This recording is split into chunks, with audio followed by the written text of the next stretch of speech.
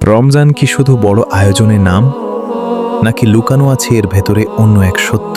কাঠাধুরা নামে ছোট্ট একটি গ্রাম। সেই গ্রামের মাতব্বর ছিলেন রমজান সিকদার। সবাই তাকে রমজান মোড়ল বলেই চিনত।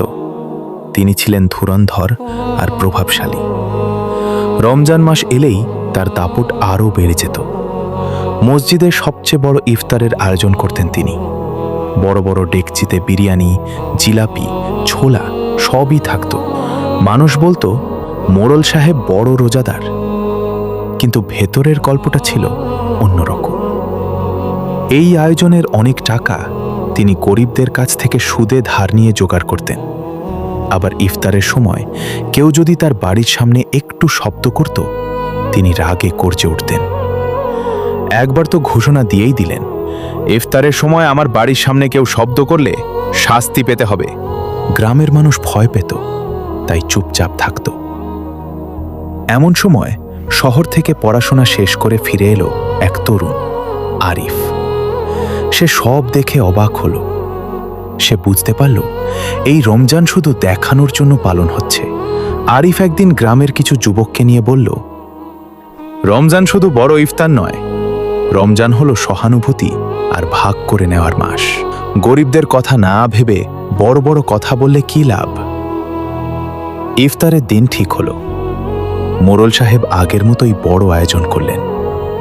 সাদা পাঞ্জাবি পরে সাজানো থালার সামনে বসে গর্বের হাসি দিচ্ছিলেন।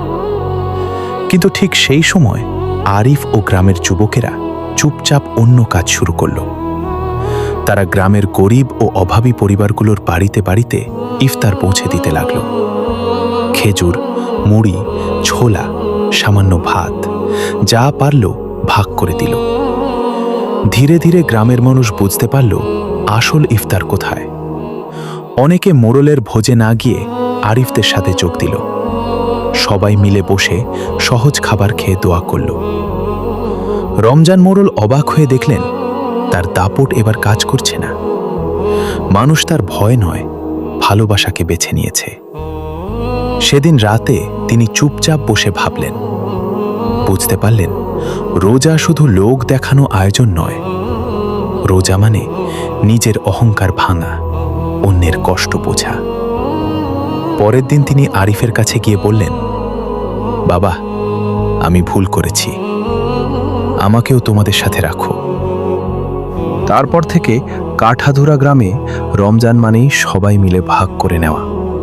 বড় আয়োজন নয়, বরং ছোট ছোট সহানুভূতির কাজই হয়ে উঠল গ্রামের গর্ব।